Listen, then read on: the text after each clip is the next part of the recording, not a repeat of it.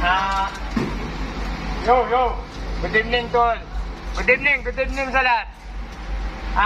Makinig muna po. Pray muna tayo bago tayo mag-work.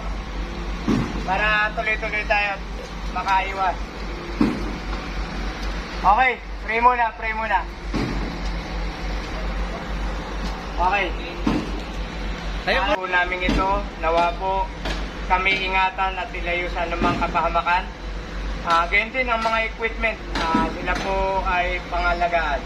Ang bawat isa po, Lord, ay humihiling po ng kaligtasan sa inyo at kami po ay nagpapasalamat sa mga biyayang pinagkakaloob nyo sa araw-araw po. At Lord, ganyan din ang aming pamilya na iniwan muna namin panandalian sa aming tahanan. Sila'y gabayan.